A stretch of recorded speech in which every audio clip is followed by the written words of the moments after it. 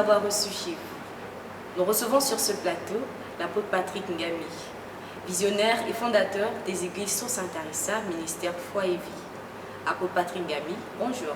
Bonjour madame la journaliste. Pouvez-vous nous dire comment se présente l'année 2022 selon vous? L'année 2022 se présente bien, sauf que nous avons cette crise sanitaire de Covid-19.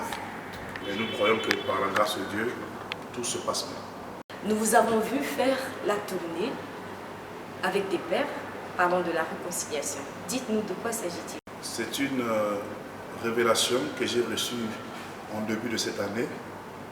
Le Seigneur m'a parlé personnellement concernant la réconciliation du corps de Christ, parce que le corps est tellement divisé, tellement éparpillé, puisque Dieu veut que nous soyons unis. Voilà pourquoi j'ai entamé cette démarche avec les pères pour la réconciliation. Et quand vous parlez de la réconciliation, quelles sont des causes qui entraînent des conflits au milieu chrétien? Les causes sont nombreuses. Déjà au milieu pastoral, nous avons beaucoup de conflits de leadership.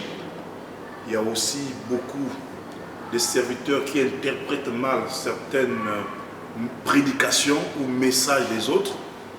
Et souvent aussi, nous avons ce problème-là où il y a une troisième personne affamée qui peuvent mettre les leaders en conflit ou les aînés en conflit en allant dire ça et là. Voici un tel ce qu'il a dit, voici ce que l'autre a dit.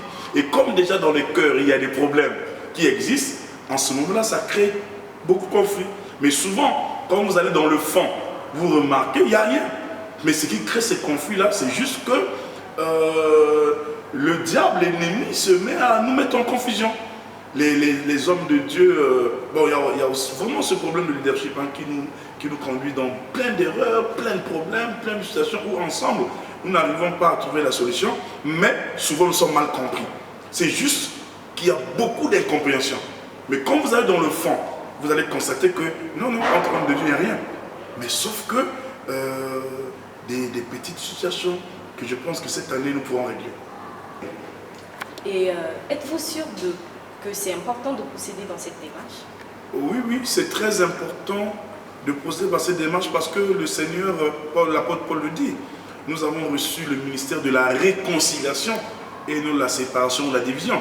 Nous devons nous réconcilier parce que pour constituer le corps n'est pas divisé. Vous ne pouvez pas voir un membre se promener seul. Vous allez parler à un fantôme, vous allez avoir affaire à un fantôme ou une tête en train de se promener sans les pieds et les mains. Ou bien une main blessée va seule à l'hôpital. Non, le corps doit se constituer. Vous avez vu dans la vallée des ossements, dans Ézéchiel 37, la Bible parle qu'il y avait les os, mais éparpillés. Mais lorsque la prophétie a été donnée, Ézéchiel a prophétisé et les os éparpillés, on fait quoi? À la voix du maître, se sont revenus pour constituer le corps qui est éparpillé. En ce moment-là, lorsqu'ils sont levés, la Bible c'était une forte armée. Donc c'est ce que nous sommes en train de faire, reconstituer les os là, éparpillés, le crâne éparpillé, le tibia éparpillé, que cela constitue le corps pour que nous soyons encore une force dans cette nation. Apôtre, dites-nous, Oui. il y a un adage qui dit qu'un seul doigt ne peut pas laver tout le visage. Et nous aimerions savoir, en tant qu'apôtre, êtes-vous sûr de jouer pleinement ce rôle? Oui, mais là, je viens d'expliquer tout à l'heure que je ne suis pas seul dans cette démarche. Avant que je ne vienne vers vous, c'est déjà, nous avons eu un accord et nous avons eu aussi à régler certains conflits déjà internes. Ce qui fait que je viens vers vous pour dire que les amis sont d'accord, que nous puissions laver cette robe sale en famille.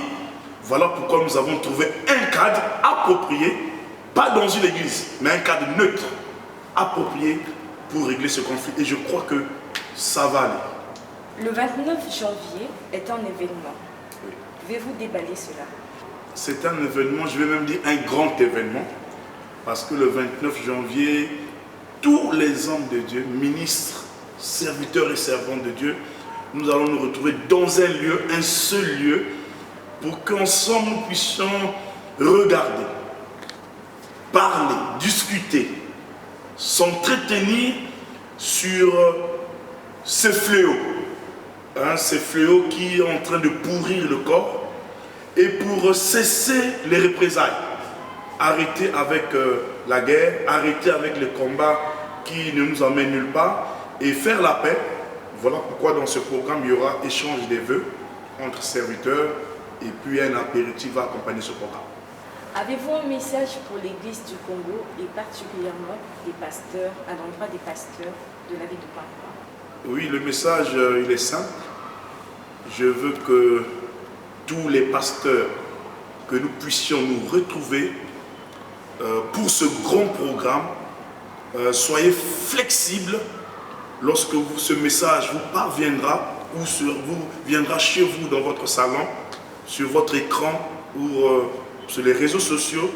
J'interpelle mes amis, mes frères, mes confrères de venir nombreux le 29 janvier 2022, une seule date, le samedi 29 janvier 2022 à l'amphithéâtre de Sueko de 9h à 12h pour ce grand programme, ce grand événement.